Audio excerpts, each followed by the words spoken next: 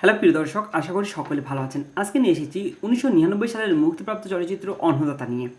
আশা করি আজকের এই ভিডিওটি আপনাদের অনেক ভালো লাগবে। এটি প্রসেনজিৎ চ্যাটার্জির ক্যারিয়ারের একটি অন্যতম বাণিজ্যিক সফল সিনেমা। আজকে এই চলচ্চিত্রের মূল পটভূমিটি ঘটনা কাহিনী আপনাদের সামনে আলোচনা করব। সিনেমাটির মূল নায়ক শঙ্কর। সে অত্যন্ত সৎ, অপরোপকারী, পরিশ্রমী যুবক।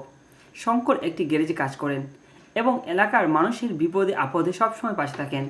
তার সততা এবং সাহসের কারণে সে সবার কাছে খুব জনপ্রিয়। কাহিনীটি শুরু হয় শঙ্কর যে বাড়ি ভাড়া থাকে সেখানে সে অনাথ অবস্থায় বড় হয়েছে। বাড়ির মালিক এবং তার পরিবারের সাথে শঙ্করের একটা সম্পর্ক নিজের পরিবারের মতো।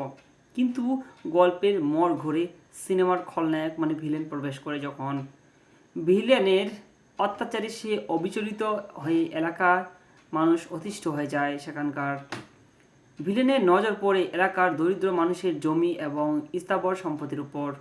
শঙ্কর এই অন্যায়ের বিরুদ্ধে প্রতিবাদ করায় রুখে দাঁড়ায়।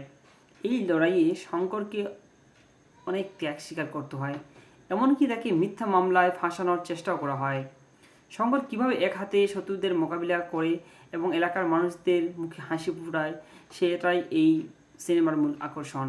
সিনেমাটির নাম অন্নদাতা হওয়ার কারণ হলো শঙ্কর নিজের জীবনকে পরোয়া না করে শত শত মানুষের রুজিরুটি, সংস্কার ও সংস্থান ও অন্ন জোগাড়ের সাথে লড়াই করেছিল। এই জন্য চলচ্চিত্রটির নাম দেওয়া হয়েছে অন্নদাতা।